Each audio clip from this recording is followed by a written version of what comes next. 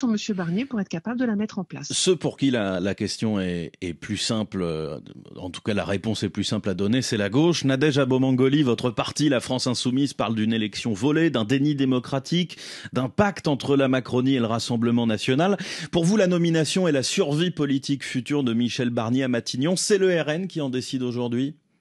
C'est le RN qui en décide aujourd'hui. En réalité, la nomination de Michel Barnier et la concrétisation d'un pacte entre les perdants, et donc du vol de l'élection législative, c'est pas simplement un non-respect, c'est un piétinement de la souveraineté populaire. C'est une notion fondamentale dans notre République, et c'est la raison pour laquelle, d'ailleurs, ce samedi, nous appelons partout en France à se mobiliser contre ce déni de démocratie. Et évidemment que c'est un pacte entre le clan Macron et l'extrême droite. J'entends que personne n'a gagné l'élection depuis tout à l'heure, depuis quelques minutes.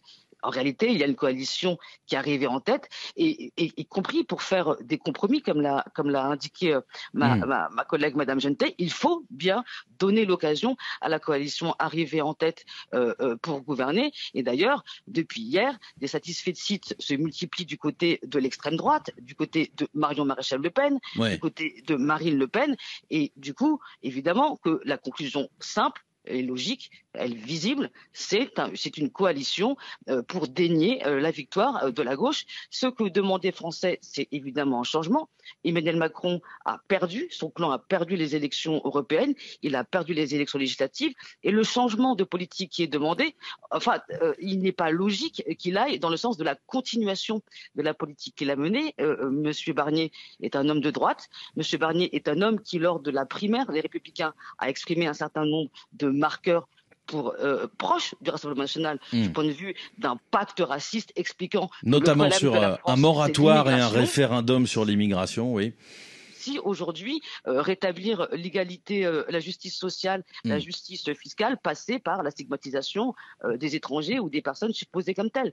Donc là, aujourd'hui, on est dans un véritable hold-up démocratique, et les satisfaits du clan Macron et de la droite sont assez hallucinants. La droite qui est arrivée dernière des élections, qui a le plus petit groupe, et qui est finalement, aujourd'hui, ça concrétise également ce qu'on a vu dans l'hémicycle depuis 2 ans, c'est-à-dire qu'une droite qui ne votait jamais les motions de censure et qui est toujours là pour sauver Macron, et une extrême droite qui a voté contre toutes les mesures en faveur du peuple, les mesures sociales, la hausse du SMIC, et puis également, on l'a vu à la fin de la législature, une loi asile-immigration qui, je reprends les mots d'une députée macroniste, a été une victoire idéologique offerte sur un plateau à l'extrême droite. Anne Genetet, députée Ensemble pour la République. Marine Le Pen a demandé que le budget s'effectue en consultation avec l'ensemble des groupes. Des compromis vont devoir être trouvés, dit-elle. Pourrait-on voir par exemple des amendements du Rassemblement national votés par votre camp ? Moi, j'attends de voir quel sera le budget proposé, quels seront les grands marqueurs de ce budget. J'ai entendu M. Barnier souligner combien il était important de répondre à la dette de l'État et à la dette écologique également, un sujet auquel nous sommes particulièrement sensibles.